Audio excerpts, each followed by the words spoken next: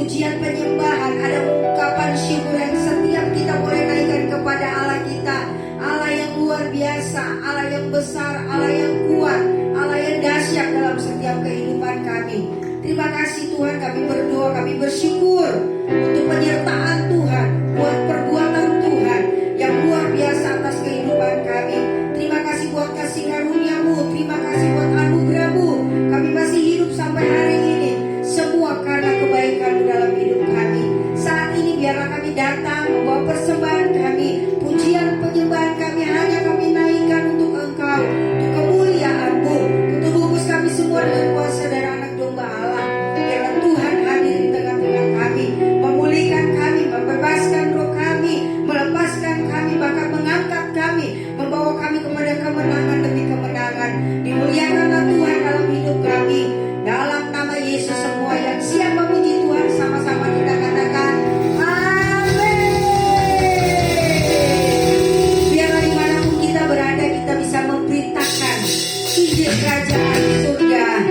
Amin. Haleluya. Mari kita bertepuk tangan Tuhan.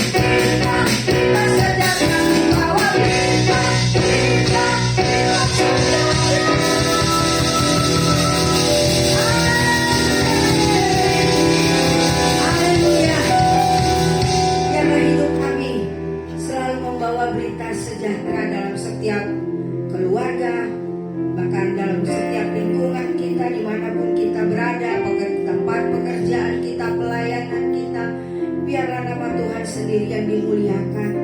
Biar kerajaan Tuhan selalu kita lakukan, kita buat dimanapun kita berada. Biarlah Tuhan itu nyata dalam setiap kehidupan kita. Terima kasih Tuhan.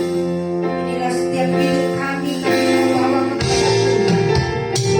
Biarlah hidup kami adalah suratan Injil-Mu Tuhan. Terima kasih Tuhan.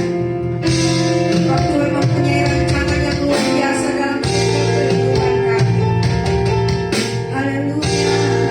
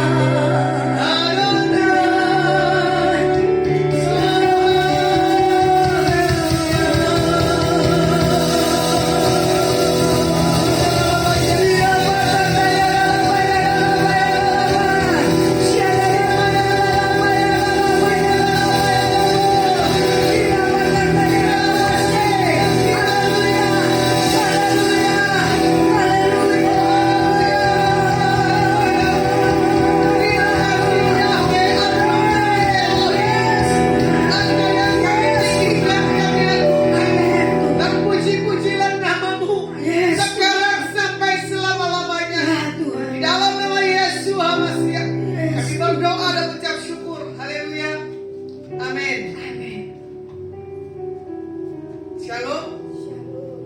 Selamat pagi. Firman saya bagikan tentang hidup sesuai dengan Tuhan dan pengajaran yang benar. Tadi saya dengar khotbah dari gembala sidang saya sendiri, GBI Gatot Subroto. Hari-hari ini banyak pengajaran yang tidak benar. Tadi disebutkan, sementara catatannya itu ada di handphone, ya, bagaimana gereja yang terbesar sekarang tidak sesuai dengan pengajaran Alkitab. Sekian persennya ditotali dengan jumlah jemaat yang ada di situ minim sekali. Kemarin saya bahas tentang pulih dari luka emosi, ya. Makanya kalau orang yang nggak pulih, hidupnya gampang sekali dimasukkan dengan pengajaran-pengajaran yang nggak jelas. Kebetulan ini Dedi lagi bicara tentang apa? Pendengaran, ya kan? Wah, Ibu Ana dengar tentang pendengaran. Frekuensi apa yang kita dengar dalam tubuh kita itu yang mempengaruhi. Kadang saya menangis di saat dibagikan tentang pendengaran. Saya bilang, Tuhan, terlalu minim anak-anak Tuhan di bumi ini punya pendengaran tentang kebenaran. Banyak pendengaran yang tidak mempunyai satu hal perubahan dalam kehidupannya. Karena apa? Ditutup oleh apa? Ilah-ilah akhir zaman. Ini zaman yang bagi saya nggak bisa ngomong, ya. Makanya kadang saya bilang begini, kenapa orang-orang yang ahli dalam hal Alkitab, mengapa orang yang ahli-ahli dalam teologi punya penjabarannya tidak sesuai? Tapi saya nggak mau menghakimi, tergantung pendengaran setiap yang mendengar. Kemarin saya makan di Jamu. Kebetulan di situ saya ketemu satu orang hamba Tuhan dari luar ini India, ya. Di situ juga saya juga mendapat konfirmasi tentang apa? Hidup saya. Saya cuma nangis. Ini hamba Tuhan yang gak ngerti saya. Tiba-tiba dibilang apa? Peperangan dalam hidupmu tuh belum selesai. Saya bilang, aduh Tuhan, kenapa peperangan yang selalu Tuhan taruh dalam kehidupan saya? Atau karena saya suka keintiman dengan Tuhan, yang selalu gitu, mencari Tuhan pagi, siang, dan malam. Di masa-masa yang sekarang ini saya benar-benar mengurangi aktivitas saya. Karena apa? Fisik saya tidak seperti yang dulu. Kelihatannya oke, tetapi setelah saya istirahat, wah itu luar biasa. Sampai pesan Tuhan disampaikan begini, engkau dipulihkan karena apapun permasalahan sakit dalam dirimu, Tuhan bilang apa? Sembuh. Saya cuma kaget. Wah, ini hamba Tuhan yang peka sekali. Bisa tahu saya punya kelemahan dalam tubuh. Karena Tuhan bilang apa? Belum selesai pekerjaan Tuhan dalam dirimu. Karena Tuhan mau bawa kau ke pelosok, bukannya bangsa-bangsa. Saya bilang pelosok lagi. Ya udah, enggak apa-apa Tuhan. Kalau saya hidup apa adanya, oke. Kembali panggilan saya. Dari tahun 97 saya sekolah misi. Saya harus menginjil. Tapi Tuhan sudah memperlengkapi dengan apa? Satu kesehatan yang daripada Tuhan. Itu yang saya aminkan. Saya dengar pulang semalam, sampai tadi pun juga saya dengar nubuatan yang disampaikan hambanya ini. Sampai saya dengar juga gembala sidang saya juga bicara pengajaran di akhir zaman. Makanya firman Tuhan katakan begini di Matius 7, 15 dan 23. Waspadalah terhadap nabi-nabi palsu yang datang kepadamu dengan menyamar seperti domba, tetapi sesungguhnya mereka adalah serigala yang buas. Dari buahnya lah kamu akan mengenal mereka. Dapatkah orang memetik buah anggur dari semak duri atau buah ara dari rumput duri? Demikianlah setiap pohon yang baik menghasilkan buah yang baik, sedang pohon yang tidak baik menghasilkan buah yang tidak baik. Tidak mungkin pohon yang baik itu menghasilkan buah yang tidak baik, ataupun pohon yang tidak baik itu menghasilkan buah yang baik. Dan setiap pohon yang tidak menghasilkan buah yang baik pasti ditebang dan dibuang ke dalam api. Jadi dari buahnya lah kamu akan mengenal mereka. Bukan setiap orang, mana ya, setiap orang yang berseru kepadaku, Tuhan, Tuhan, akan masuk ke dalam kerajaan surga, melainkan dia melakukan kehendak Bapakku yang di surga. Pada hari terakhir, banyak orang berseru kepadaku, Tuhan, Tuhan, bukankah kami bernubuat demi namamu dan mengusir setan demi namamu dan mengadakan banyak mujizat demi namamu juga? Pada waktu itulah Tuhan, ya akunya besar jadi Tuhan, akan berterus terang kepada mereka dan berkata, aku tidak pernah mengenal kamu, hanyalah daripadaku, kamu sekalian pembuat kejahatan.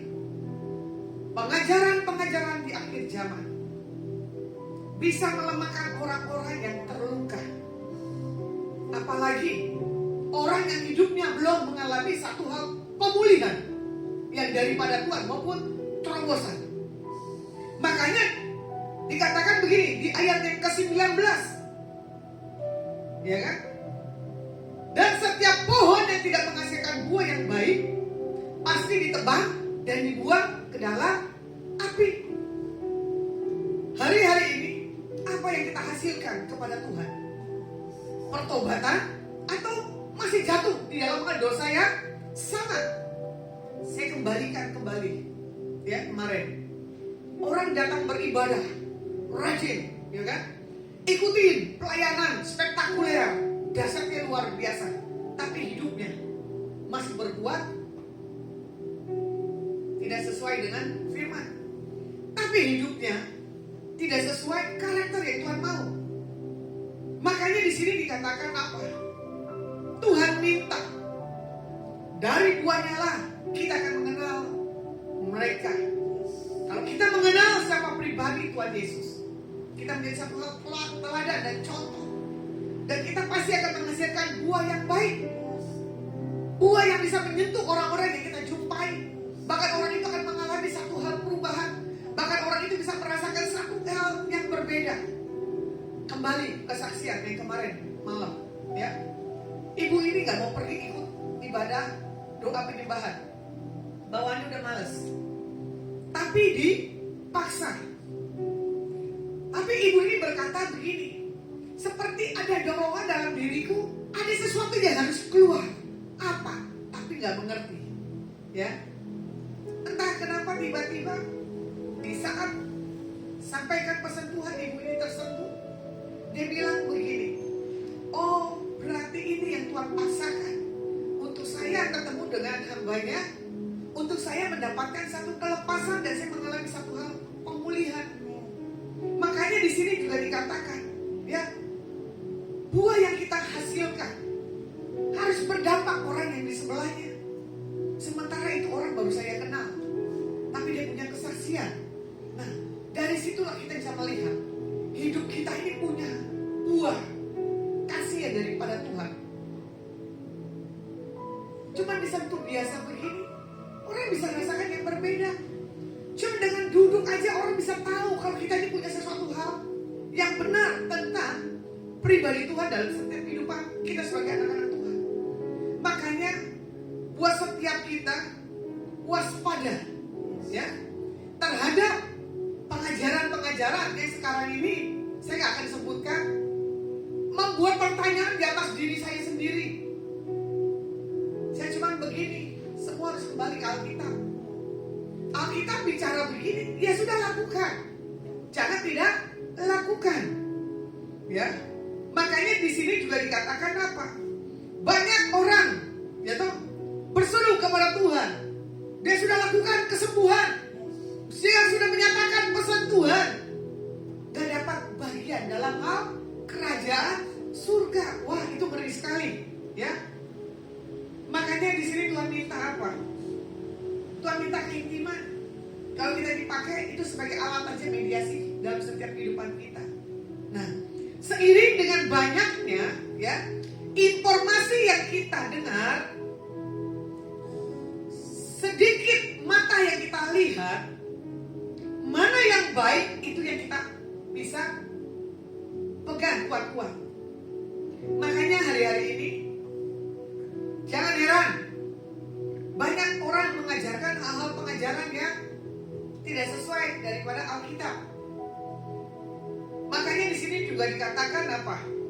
Orang lebih suka apa? Telinganya dibuat enak daripada telinganya dibuat sakit. Makanya bagaimana setiap kehidupan para hamba Tuhan di hari-hari ini, kita melihat orang-orang yang kita layani ini udah benar belum dalam hal pemahaman kebenaran Alkitabnya. Makanya kalau setiap umat yang kita jumpai, kalau dia tidak baca Alkitab, bagaimana dia bisa mengerti ajaran yang ada di Alkitab? Dari Kejadian sampai dengan Wahyu. Nah, makanya firman Tuhan menghasilkan buah yang baik. Dulu manusia lama kita tidak baik, tapi setelah mengenal Tuhan dan baca Alkitab, kita menjadi yang terbaik. Makanya dilihat di Matius 7, 24 dan 27, ya. Setiap orang yang mendengar perkataanku ini dan melakukannya, ia sama dengan orang yang bijaksana yang mendirikan rumahnya di atas batu.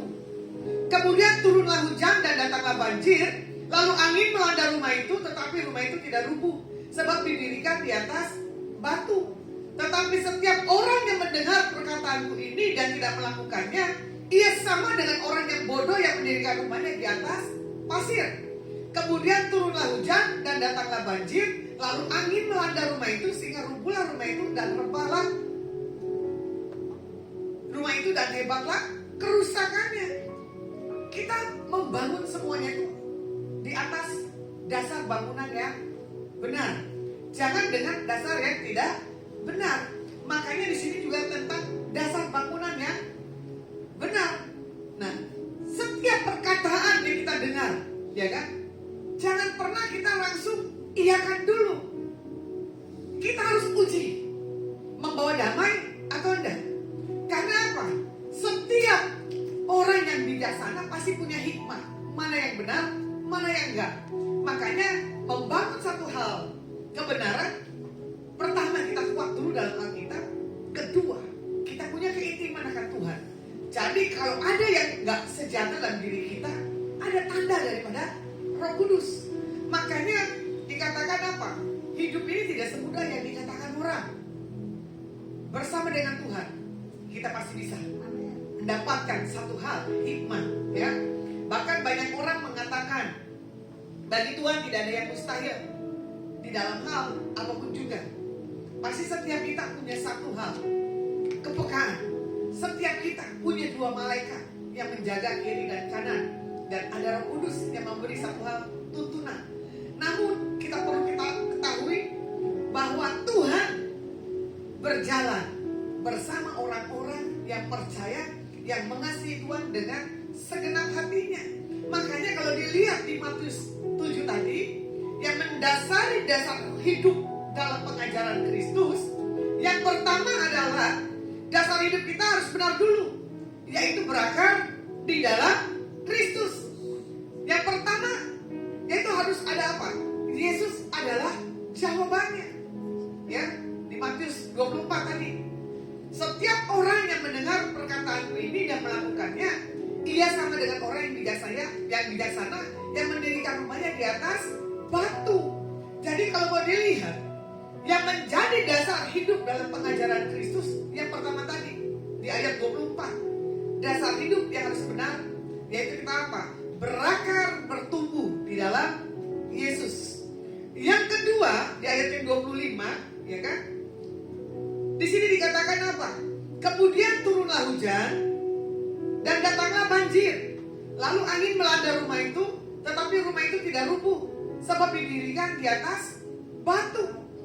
Jadi prinsip yang kedua, miliki sebuah roh yang kuat di dalam Kristus.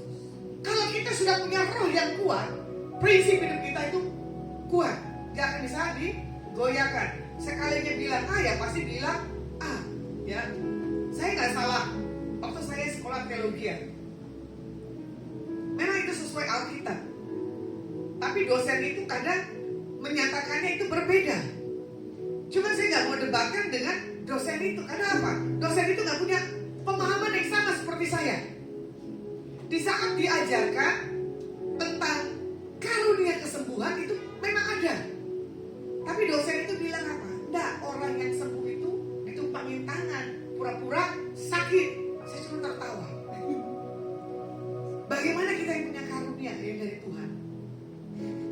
Iya kan? Cuma saya bilang begini, ini susah juga ya Tuhan di akhir zaman begini. Sementara mujizat Tuhan masih berlaku. Makanya orang butuh hari-hari ini tentang apa? Jawaban. Tentang apa? Mujizat. Kalau kita menjadi jawaban di atas setiap umat, kalau kita membuat mujizat dari Tuhan, orang itu akan mengalami satu hal lawatan dan pertobatan yang luar biasa. Makanya kita minta sama Tuhan, perlengkapi diri kita menjadi jawaban dan pembuat mujizat. Lagunya apa ya pembuat mujizatnya? Ada lagu yang membuat mujizat. Dan teduhkan badai yang mustahil pun terjadi karena kuasa-Mu yang pegang hidupku dan melengkapkanku. Kau membuat mujizat terjadi. Yang berbelah laut, yang teduhkan badai, yang mustahil pun terjadi karena kuasa-Mu yang pegang hidupku, yang buka jalan bagiku. Engkau membuat mujizat terjadi. Alkitab katakan Yesus membelah laut. Kalau kita bisa dikaruniakan membelah laut, kenapa enggak? Kalau kita bisa memindahkan gunung, kenapa enggak? Ya, itu kembali iman setiap kita. Ya, makanya di sini juga dikatakan kalau kita punya iman sebesar biji sesawi, kita bisa memindahkan gunung. Kembali hidup kita. Hidup kita ini biasa-biasa atau hidup kita ini pembuat mujizat? Kalau saya maunya apa? Pembuat mujizat. Karena apa? Saya punya prinsip yang kuat. Karena saya punya pengajaran sesuai Alkitab. Dan saya punya Tuhan Yesus Hamasiah yang luar biasa. Makanya kalau orang yang punya satu kebenaran, hidupnya gak akan memperdebatkan apa yang Alkitab katakan. Cuman Alkitab katakan apa? Sembuhkan orang yang sakit. Doakan orang yang membutuh jawaban. Itu aja kok. Yang penting apa? Logika kita damai. Bagaimana yang ketiga? Kita lihat di ayat yang ke-26. Tetapi setiap orang yang mendengar perkataanku ini dan tidak melakukannya, ia sama dengan orang yang bodoh yang mendirikan rumahnya di atas pasir. Contoh di laut. Masa kecil kita suka ya ambil pasir, taruh di pinggir, bikin rumah atau gunung-gunung, ya loh, pakai bata lah, pakai batu lah, gitu kan. Udah dibangun enak-enak, tiba-tiba ombak, kita cuma ya, gitu kan. Bagaimana iman pengajaran kita hari-hari ini? Prinsip yang kuat atau di tengah ombak dihantam, kita ikut terlepas dengan pengajaran yang tidak sesuai. Ya, makanya yang ketiga, kita harus hidup sebagai orang yang percaya dalam Kristus, hidup kudus, ya, dan lurus dalam Tuhan. Tuhan bisa pakai hambanya mengetahui siapa pribadi kita di atas Tuhan. Makanya pesan Tuhan kemarin disampaikan apa? Aku melihat ketulusan hatimu. Saya bilang, waduh, kok keren amat ya. Tidak dikatakan yang jahat-jahat. Pesannya itu baik. Membangun satu hal, spirit. Nah, kalau mau dilihat yang keempat, di ayat yang ke-27. Kemudian turunlah hujan dan datanglah banjir, lalu angin melanda rumah itu sehingga terumpulah rumah itu dan hebatlah kerusakannya. Apa yang kita dengar? Ya. Apa yang kita cerna? Kita punya hikmat. Di saat pendengaran yang kita dengar banyak banget, tapi kita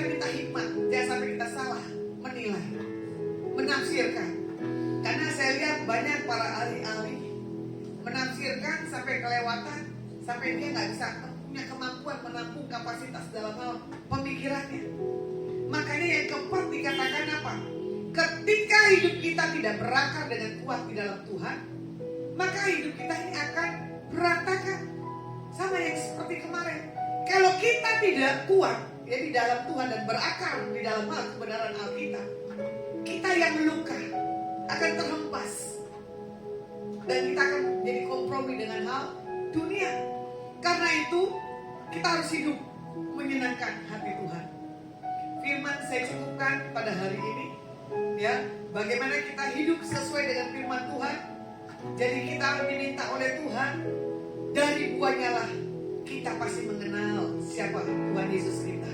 Ya, jadi Tuhan minta buat hari ini, biar hidup kita ini mempunyai satu hal gambaran, buah kebenaran, buah pertobatan, buah jiwa-jiwa yang untuk dijangkau bagi nama Tuhan. Oke, kita akan pujian.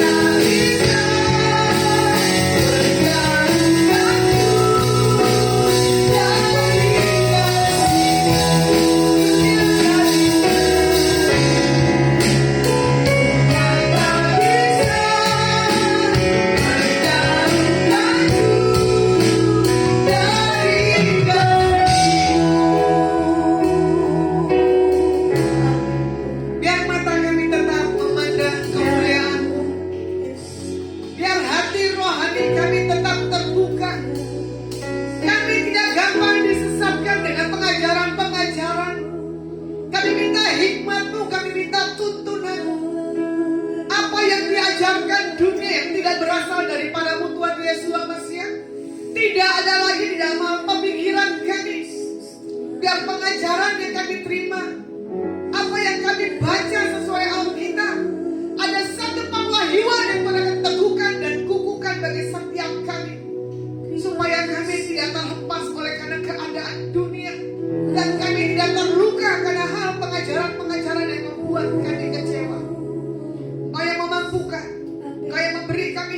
dan tuntunan, tiang awan, tiang api. Amin.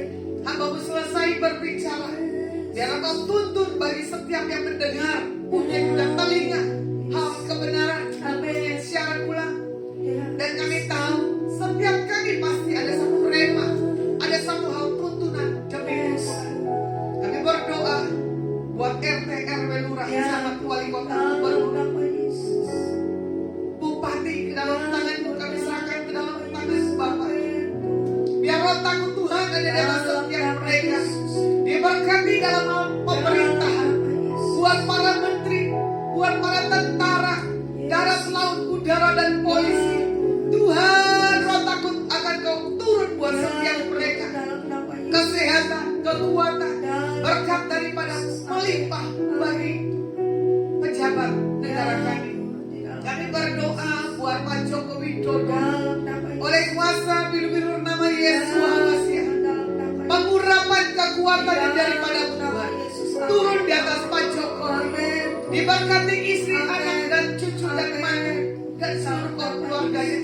Begitu pula untuk Pak Amin. Dalam nama Yesus. Kami berdoa buat pilkada Ya, tahun dalam 2024. nama Yesus. Tuhan diberkati pemimpin bangsa kami Indonesia. Baik caleg-caleg dimanapun Tuhan tempatkan ke 34 provinsi. Dalam nama Biar mereka yang datang daripada Tuhan munculkan daripada Engkau Tuhan, dan menjadi jawaban bagi setiap rakyat Indonesia. Amin. Kami katakan shalom buat Indonesia. Dalam nama Damai sukacita Amin. diberkati dan diurapi terjadi di atas bangsa kami Indonesia. Amin. Sebelum kami tinggalkan tempat ini, Ya. kami akan terima berkat yang daripada Engkau Ya. Tuhan Yesus. Haleluya. Mari semua Bapak Ibu Saudara yang kasih, angkat tanganmu dan terimalah berkat Tuhan. Tuhan memberkati engkau dan melindungi engkau. Amin. Tuhan menyertai engkau dengan wajahnya dan memberi engkau kasih karunia. Tuhan menghadapkan wajahnya kepadamu dan memberi engkau damai sejahtera. Biarlah berkat daripada Allah Bapa, cinta kasih daripada Yesus Kristus Tuhan, dan persekutuan oleh Roh Kudus itu tetap tinggal menyertai kami semua. Mulai hari ini, besok, kekal sampai selama-lamanya. Maranatha, Tuhan Yesus datang menjemput kami semua, kekasih-kekasih Tuhan. Kami minta berkat Tuhan ini hanya dalam satu nama, yaitu dalam nama Tuhan Yesus Kristus yang menjadi Tuhan dan Juru Selamat atas hidup kami. Semua orang yang sudah diberkati dan percaya sama-sama katakan, Amin.